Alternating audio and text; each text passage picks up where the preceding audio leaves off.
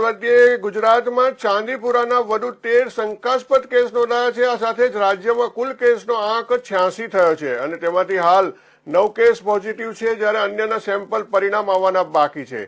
વધુ 5 દર્દીના શંકાસ્પદ ચાંદીપુરાથી મૃત્યુ થયા છે. આ સાથે જ મૃત્યુઆંક વધીને 36 થયો છે.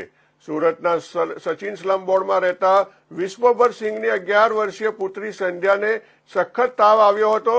બાદમાં સવારે ઉલટી શરૂ થતા સચિનના દવાખાનામાં દાખલ કરાઈ હતી. ઝાડા અને ખેંચ આવતા સિવિલમાં રિફર કરાઈ હતી. સંધ્યાને બેભાન હાલતમાં સિવિલ લવાઈ હતી. બીજા દિવસમાં રાંદેર મોરાબાગરમાં રહેતા કૈલાસભાઈ પટેલની 5 વર્ષીય પુત્રી અમૃતાને તાવ આવતા એને પણ ખેંચ આવ્યા બાદ બેભાન થતા રવિવારે સિવિલ ખાતે ખસેડાઈ હતી. બંનેના સેમ્પલ લઈ ગાંધીનગર અને પુણેની HIB લેબ ખાતે મોકલાયા છે. હોસ્પિટલમાં પહોંચ્યા બાદ બાળકીને તુરંત ICU વોર્ડમાં દાખલ કરી ટ્રીટમેન્ટ શરૂ કરાઈ હતી, પરંતુ ડોક્ટરના તમામ પ્રયાસો નિરર્થક નીવડ્યા અને ગંભીર રીતે અસરગ્રસ્ત માસૂમ બાળકી જિંદગી સામેનો જંગ હારી ગઈ અને અંતે તેનું મૃત્યુ થયું છે. ચાંદીપુરા એક જીવલેણ વાયરસ છે, જે વાયરસનું રોગનું કારણ બને છે. જે જીવલેણ વાયરસ હેમરેજ તાવ છે. સેન્ડફ્લાય દ્વારા તેનું સંક્રમણ ફેલાય છે.